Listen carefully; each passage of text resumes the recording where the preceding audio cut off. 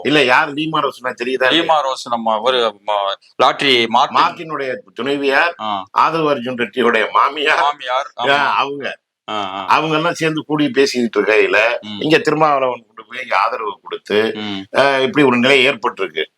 ஒரு டீல் நடந்திருக்குதுதான். 10 மணிடாரு. ஆமா, டீல் நடந்திருக்குல்ல. அப்புறம் என்ன பண்ணாங்கன்னாக்க ஒட்டுமொத்த பத்திரிகையாளரும் விடுதலை சிறுத்தைகளுடைய அலுவலகத்தின் வாசல்ல குவிஞ்சு கிடந்தாங்க. அப்புறம் இடையில அவங்க முக்கிய நிர்வாகிகள் வந்து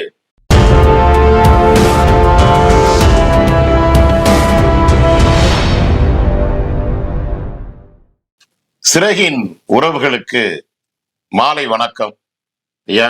வணக்கம் ஐயா. வணக்கம் ஐயா. வணக்கம். உற்சாகமா தமிழ்நாட்டு அரசியல அதகலமாயிட்டு இருக்குதுயா. அதே நாளைக்கு ஏதோ விஜய் பதவி ஏற்க போறதா பேசிக்கிறாங்க. இல்ல பேசிக்கிறதுலாம் இல்ல. இப்ப வந்து காங்கிரஸ் ஓடோடி போய் அலையா விருந்தாளியா போய் அது கொடுத்தாங்க. 5 பேர் ஆதரவு கொடுத்தாங்க. சரி. அதுக்கப்புறம் 2 கம்யூனிஸ்ட் கட்சியும் கொண்டு போய் நிபந்தனையற்ற ஆதரவு கடிதம் கொடுத்திருக்கிறாங்க. இப்ப இன்னைக்கு வந்து ஒரு டீல் நடந்திருக்குதுதான். 10 மணிடாரு. ஆமா, டீல் நடந்திருக்குல்ல. அப்புறம் என்ன பண்ணாங்கன்னாக்க ஒட்டுமொத்த பத்திரிகையாளரும் விடுதலை சிறுத்தைகளுடைய அலுவலகத்தின் வாசல்ல குவிஞ்சு கிடந்தாங்க. அப்புறம் இடையில அவங்க முக்கிய நிர்வாகிகள் வந்து பத்திரிகையாளர்களை சந்திச்சு 4 மணிக்கு எங்களுடைய தலைவர் வந்து அந்த முடிவை அறிவிப்பார், எல்லா பொறுப்பையும் அவர்கிட்ட நாங்க கொடுத்துருக்குறோம், எல்லா அதிகாரத்தையும் அவருக்கு கொடுத்துருக்கோம் அது சம்பந்தமா அப்படின்னு அவங்க விடுதலை சிறுத்தைகள் நிர்வாகிகள் வந்து பத்திரிகையாளர் முன்னாடி வந்து அறிவிச்சாங்க. இப்போ ஒரு அரை மணி நேரத்துக்கு முன்னாடி வந்து முடிவு. ஆமா, வந்து ஆதவ் அர்ஜுனா ரெட்டி அவர்கள் வந்து திருமாவளவனை பார்த்து ஆதரவு கடிதத்தை பெற்றிருக்கிறாரு. நிபந்தனையற்ற ஆதரவு கொடுத்திருக்கிறாங்க. இல்ல வன்னி அரசு என்னமோ குதிச்சாரு, என்னமோ அதை பிடிக்க போறோம், இதை தாண்ட போறோம் அப்படின்ட்டு குதிச்சாங்க. இப்ப எல்லாமே அப்படியே சப்த நாடிகளும் அடங்கி ஜனநாயகத்தை காப்பாற்றுவதற்காக, சனாதனத்தை எதிர்ப்பதற்காக, சனாதனத்தை எதிர்த்து ஜனநாயகத்தை காப்பாற்றுவதற்காக நிபந்தனையற்ற ஆதரவு வந்து. சனாதனம் போது எனக்கு ஒரு ஞாபகம் வருது.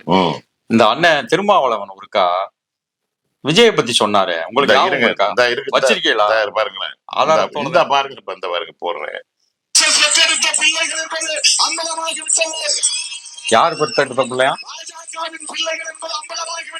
அதே அப்பா பிஜேபி பெற்றெடுத்தது அண்ணன் திருமா வளர்த்து. அதான் அண்ணன், அதாவது RSS பிஜேபி பெத்து போட்ட குழந்தைதான் விஜய் அப்படின்னாரு. அந்த செல்ல குழந்தைய தூக்கி குளிப்பாட்டி பவுடர் போட்டு சட்டமன்றத்துல போய் முதல்வர் நாற்காலியில அண்ணன் கொண்டு போய் உட்கார வைக்க போறாருங்கிறது தான் இதுல வந்து முக்கியமான செய்தி. செரிலாக்கெல்லாம் வாங்கி கொடுப்பாரா? அதெல்லாம் கொடுப்பாங்க. செரிலாக்கு இவர் வாங்கி கொடுக்க மாட்டாரு, அவங்க கிண்டி வச்சிருக்காங்க கொடுக்கறதுக்கு. என்ன செரிலாக்கு அப்படின்னா காலையில இருந்து கேட்டீங்கல்ல, காலையிலேயே அறிவிக்கிறதா இருந்தது, அப்புறம் நேத்தையே அறிவிக்கிறதா இருந்தது. இடதுசாரிகள் வந்து எந்த வழியோ அந்த வழியில தான் இந்த திருமாவளவன் போவான் அப்படின்னு எல்லாம் அண்ணன் தப்பி குதிச்சாருல்ல. அது தப்பி குதிக்கிறதுக்கு காரணம் என்ன அப்படின்னா, இப்ப காலையில இருந்து என்ன பேச்சுவார்த்தை ஓடி இருக்குங்கிறத வன்னி அரசு இதுல வந்து தந்தி தொலைக்காட்சியில வாந்தி எடுத்திருக்கிறாரு. அது நேத்தே எடுத்தாரு. ஒரு கேள்வி என்ன சொன்னாரு, என்ன சொல்லியிருக்கிறார், என்ன சொன்னாருன்னா, நிபந்தனையற்ற ஆதரவு நாங்க கொடுக்கிறோம், அது மட்டும் இல்ல தாவேக அமைச்சரவையில் நாங்கள் இடம்பெறல. ஆனால் ஒட்டுமொத்த விடுதலை சிறுத்தைகளுடைய தொண்டர்களுடைய வந்து விருப்பம் என்னன்னா, ஆசை என்னன்னா, திருச்சி கிழக்கு தொகுதியில வந்து அண்ணனை நிக்க வச்சு வெற்றி பெற்று துணை முதல்வராகவும் நாங்க விரும்புறோம் அப்படின்னு இவர் சொல்றாருன்னா, இப்ப காலையில இருந்து நேத்துல இருந்து என்ன பேச்சுவார்த்தை ஓடி இருக்குன்னா, இந்த டீல் தான் இங்க ஓடி இருக்குது. செரிலாக் வியாபாரம். ஆமா, இந்த டீல் தான் இங்க ஓடி இருக்குது. ஐயா, எனக்கு இந்த இடத்துல ஒரு பெரிய ஒரு சந்தேகம் வருது. தேர்தலுக்கு முன்னால இல்ல திட்டம் அது அவர் என்னத்துக்காக வந்து தமிழ்நாட்டு அரசியலுக்குள்ள கால் ஊனணும், நம்ம டெல்லியிலே கவனம் செலுத்திட்டு நிறைய இங்க கோட்டை விட்டுட்டோம் போல இருக்கு அப்படிங்கறது மாதிரி நினைச்சு ஓடிக்கிட்டு இருக்கையில இப்ப நீங்க இதை சொல்லலாம், மாநிலங்களவை உறுப்பினர் பதவியை வந்து அனைத்து இந்திய அண்ணா திராவிட முன்னேற்ற கழகத்தை சார்ந்த CV சண்முகம் எதற்காக வந்து அவர் ராஜினாமா பண்ணான்னு 2 நாளைக்கு முன்னாடி நம்ம செய்தியாளர்ல பேசலாம். இப்ப அதோட காரணம் இப்ப வந்து வெளியில வந்திருக்கு, பூனைக்குட்டி வெளியில வந்திருக்கு. என்ன நடந்திருக்குன்னா, CV சண்முக அலுவலகத்துல ஒரு 37 சட்டமன்ற உறுப்பினர்கள், அனைத்து இந்திய அண்ணா திராவிட முன்னேற்ற கழக சட்டமன்ற உறுப்பினர்கள் ஒன்று கூடி ஒரு பேச்சுவார்த்தை நடத்துவதாக அதிகாரப்பூர்வமாக மெயின் ஸ்ட்ரீம் மீடியாவில வந்து வெளியாருச்சு. யாருன்னா SP Velumani, Vijayabaskar, Lima rose. யாரு லீமா ரோஸ்னா? இல்ல யாரு லீமா ரோஸ்னா தெரியுதா? லீமா ரோஸ் நம்ம ஒரு லாட்ரி மார்ட்டினுடைய துணைவியார், ஆதவ் அர்ஜுன் ரெட்டியோடைய மாமியார், அவங்க அவங்க எல்லாம் சேர்ந்து கூடி பேசிக்கிட்டு இருக்கையில இங்க திருமாவளவன் கொண்டு போய் ஆதரவு கொடுத்து இப்படி ஒரு நிலை ஏற்பட்டிருக்கு. இப்ப என்னன்னா அங்கே மத்திய அரசுல இருந்து பாரதிய ஜனதா அமித்ஷா ஒரு உருட்டி வேற ஏதாச்சும் ஒண்ணு காய் நகர்த்துறதுக்கான வேலையை அதிமுக மூலியமாக பண்ணி ஒரு 32-37 பேரை பிரிச்சுக்கிட்டு போய் விஜய்க்கு ஆதரவு கொடுத்து அமைச்சரவையில் பங்கேற்று அங்க டெல்லியில இருந்து நேரடி கட்டுப்பாட்டை கையில எடுத்துடலாமா அப்படிங்கிற ஒரு ரூட்டும் அங்கிட்டு ஓடிட்டு இருக்கிறது மாதிரி. ஆக மொத்தத்துல அதிமுகவுக்கு நீர்ப்பானை உடைக்கிறதுக்கு இப்படி ஒரு கூட்டம் நடக்கும். இல்ல அது எடப்பாடியோட நேரடியான அனுமதியோட நடக்குதா, அப்படி மறைமுகமாக நடக்குதா அப்படிங்கறதெல்லாம் சரியா சொல்லி. ஆமா, மறைமுகம் நடக்குதா, இதெல்லாம் வெளியுமே போக போக நாளைக்கு காலைல வெளியில எல்லாமே வெளியில வந்துடும்.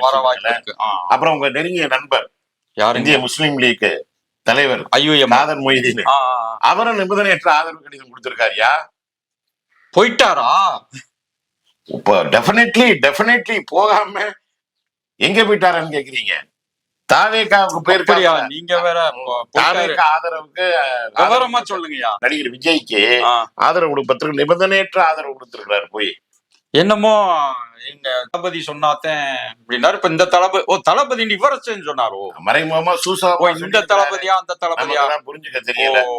அப்ப இப்படியான ஒரு சூழல்ல ஒரு அரசியல் அதகலத்துல எல்லாரையும் அப்படியே ஒரு கழிவிறக்கத்தை ஏற்படுத்தி விஜய் மேல பாருங்க இவ்வளவு கஷ்டப்பட்டு ஜெயிச்சாரு, பதவி ஏற்க வைக்க விடுறாங்களான்னு பாருங்க. என்னென்ன கூத்தடிக்கிறாங்கன்னு மக்கள் மத்தியில பேச வச்சு நிறைய பேரை காசை கொடுத்து கத்த விட்டுருக்காங்க. அது மட்டும் இல்ல, என்னென்ன இதுக்குள்ள மறைமுகமான குதிரை பேரம் ஆளுநர் சொன்னது போல என்னென்ன குதிரை பேரம் எல்லாம் நடந்திருக்கு அப்படிங்கிறது.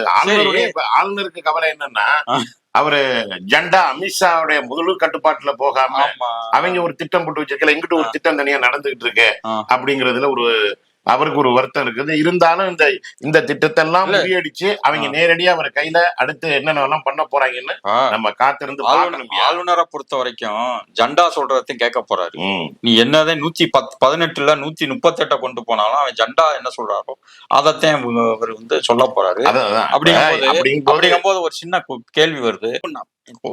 என்னத்தையாவது குட்டையை குழப்பணும்ல. இந்த டிடிவி தினகரனுடைய சட்டமன்ற உறுப்பினர் ஏதோ ஒரு பெட்டிஷன் கொடுத்திருக்காரு, மனு கொடுத்திருக்காரு. காமராஜ் ஆளை தெரியாம தூக்கிட்டு போய் கடிதம் வாங்கினாங்க அப்படின்னு சொல்லி ஒரு குற்றச்சாட்டு பரவிக்கிட்டு இருந்துச்சு.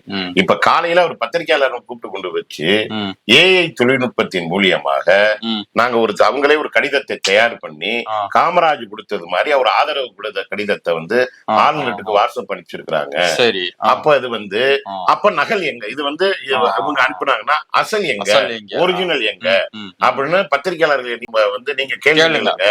கிட்டத்தட்ட இவ்வளவு நேரம் வரையும் அவர் வாயை துறக்கல. அப்ப அதனாலதான் நான் கவர்னர்கிட்ட போய் புகார் கொடுத்துட்டு வந்தேன். சரி, அப்ப இங்க இந்த பக்கத்துலதான் காமராஜர் உட்கார்ந்து இருக்காரு, இதுக்கு என்ன பதில் சொல்ல போறாரு, தூய ஆட்சி தர போகின்ற இவர் என்ன பதில் சொல்ல போறாரு. முதல்வராகி ஊழலை ஒழிப்பேன்னு சொன்ன நடிகர் விஜய் அவர்கள் முதல்வராகுவதற்கே ஒரு மிகப்பெரிய ஊழலை செய்திருக்கிறார். மிகப்பெரிய ஒரு குற்றச்சாட்டை டிடிவி தினகரன் இன்றைக்கு பத்திரிகையாளர் முன்னாடி சொல்லியிருக்காருங்க. நான் கேட்கிற கேள்வி, இத காரணம் காட்டி நான் பதவி ஏற்பதற்கு இவருக்கு தகுதி இல்லைன்னு சொல்லி ஆளுநர் சொல்றது என்ன வேணாலும் நடக்கலாம், எது வேணாலும் நடக்கலாம். ஒருவேளை நாளைக்கு பதவி ஏற்று அமைச்சரவை எல்லாம் அமைத்த பிறகு இது எப்படி போகுது, எப்படி நகர போகுது, எத்தனை நம்பர் அவங்களுக்கு வந்திருக்கு? 118 அவங்க எதிர்பார்த்த. சரி, எனக்கு விஜய், ஆதவ் அர்ஜுன், புஷி ஆனந்த் இந்த 3 பேர் மேலயுமே 41 இந்த பலியானவர்களுடைய மேல கரூர்ல வழக்கு இருக்கு, வலுவா இருக்கு, எடுத்து வச்சிருக்காரு ஜண்டா. ஒருவேளை இந்த 3 பேருடைய பதவியும் போகிற ஒரு கிரிமினல் வழக்குலதான் இது போனா பதவி இழந்துருவோம் 3 பேருமே. அப்ப 115க்கு வந்துருமே. அப்ப என்னங்க செய்வாங்க? பொறுத்திருந்து பார்ப்போம். சரி, அதே அப்படி ஒண்ணு நடந்துங்க. என்ன வேணாலும் அரசியல்ல நடக்கலாம். அரசியல்ல நிரந்தர நண்பனும் இல்லை, நிரந்தர பகர்வனும் இல்லைன்னு ஒரு பழமொழி அவங்களே ஒரு சொல்லிக்கிருவாங்க. ஒரு பொன்மொழியை உருவாக்கி வச்சு அரசியல்வாதிகள் இது சொல்லிக்கிறது உருவாக்கி வச்சிருக்கிறாங்க. அதனால அது எப்படி வேணாலும் நடக்கலாம். அப்படி நடந்தா அதை பத்தி இதே சிறகுல நம்ம உட்கார்ந்து நிச்சயமா பேசுவோம். நாளைக்கு அப்ப விசில் ஊதுறாங்களா இல்ல அவர் சங்கு ஊதுறாரா? அதான் விசிலுக்கு சங்கு ஊதுறாங்களா இல்ல தொடர்ந்து விசில் அடிப்பதற்கான வாய்ப்பு இருக்குதாங்கிறதெல்லாம் இனிமே காலம்தான் பதில் சொல்ல வேண்டும். நன்றிங்க. நன்றி, வணக்கம்.